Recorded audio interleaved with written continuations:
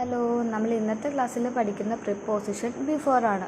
Before നമ്മൾ use ചെയ്യുന്നത് മലയാളത്തിൽ മുമ്പ് എന്ന് പറയാൻ വേണ്ടിയാണ്.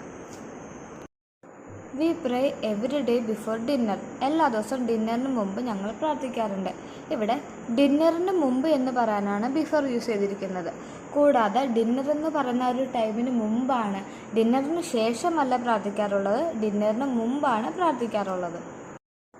I met Anu before noon. ഉച്ചയ്ക്ക് മുമ്പ് ഞാൻ അനുവിനെ കണ്ടുമുട്ടി. ഇവിടെ ഉച്ചയ്ക്ക് മുമ്പ് എന്ന് പറയാനാണ് ബിഫോർ യൂസ് ചെയ്തിരിക്കുന്നത്. കൂടാതെ കൃത്യസമയം പറഞ്ഞില്ല, ഉച്ചയ്ക്ക് മുമ്പ് എന്നാണ് പറഞ്ഞത്.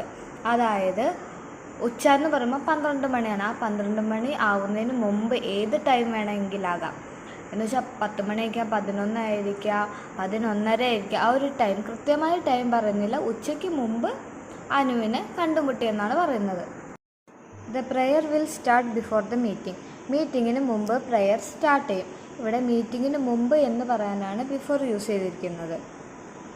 ഇവിടെ മീറ്റിങ്ങിന് ശേഷമല്ല, എന്നാൽ മീറ്റിംഗ് നടക്കുന്ന സമയമല്ല, മീറ്റിങ്ങിന് മുമ്പ് പ്രെയർ സ്റ്റാർട്ട് ചെയ്യുമെന്നാണ് പറയുന്നത്. He will come before 9. 9 മണിക്ക് മുമ്പ് അവൻ വരും. ഇവിടെ 9 മണിക്ക് മുമ്പ് എന്ന് പറയാനാണ് ബിഫോർ യൂസ് ചെയ്തിരിക്കുന്നത്.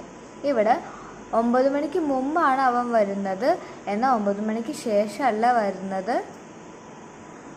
9 മണിക്ക് മുമ്പെന്ന് പറയുമ്പോൾ ഏത് സമയം വേണമെങ്കിൽ ആകാം, എന്നാൽ 9 മണിക്ക് ശേഷമായ 10, 9:30 ആ സമയത്തൊന്നല്ല പറയുന്നത്.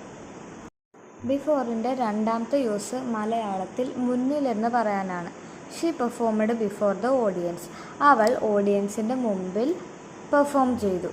ഇവിടെ ഓഡിയൻസിൻ്റെ മുന്നിൽ എന്ന് പറയാൻ വേണ്ടിയിട്ടാണ് ബിഫോർ യൂസ് ചെയ്തിരിക്കുന്നത്. He told a lie before his father. അവൻ അവൻ്റെ അച്ഛൻ്റെ മുന്നിൽ ഒരു കള്ളം പറഞ്ഞു.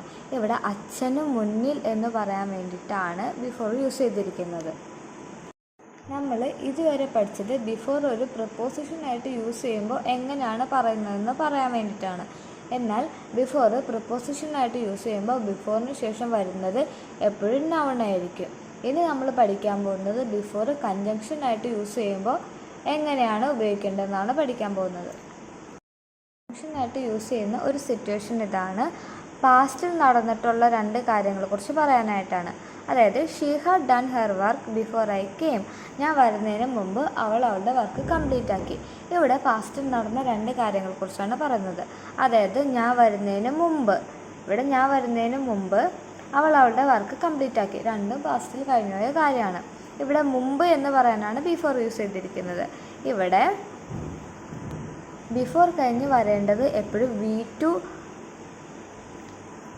V2 ആണ്. എന്ന് വെച്ചാൽ ഇതിൻ്റെ സ്ട്രക്ചർ ഇങ്ങനെയാണ്. സബ്ജക്റ്റ്, അതിനുശേഷം ഹാഡ്, അതിനുശേഷം V3, അതിനുശേഷം ബിഫോർ, അതിനുശേഷം വീണ്ടും സബ്ജക്റ്റ്, അതിനുശേഷം V2. അതായത് പാസ്റ്റ് ഫോം വെർബിൻ്റെ ബിഫോർ കഴിഞ്ഞ് അതിന് വരുന്നത് എപ്പോഴും സബ്ജക്റ്റും V2 ഫോമായിരിക്കും ഫോളോ ചെയ്ത് വരുന്നത്. ബിഫോർ കൺജങ്ഷനായിട്ട് യൂസ് ചെയ്യുന്ന രണ്ടാമത്തെ സിറ്റുവേഷൻ പ്രസൻറ്റിനെ കുറിച്ച് പറയാനാണ്.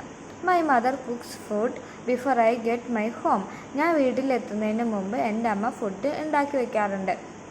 ഇത് കണ്ടിന്യൂസ് ആയിട്ട് നടക്കുന്നൊരു കാര്യമാണ്. പിന്നെ കണ്ടിന്യൂസ് ആയിട്ട് നടക്കുന്ന കാര്യത്തെക്കുറിച്ച് പറയാൻ വേണ്ടിയിട്ട് ഇവിടെ ബിഫോറാണ് യൂസ് ചെയ്തിരിക്കുന്നത്. അതായത് ഞാൻ വീട്ടിലെത്തുന്നതിന് മുമ്പ് എൻ്റെ അമ്മ ഫുഡ് കുക്ക് ചെയ്യാറുണ്ട്.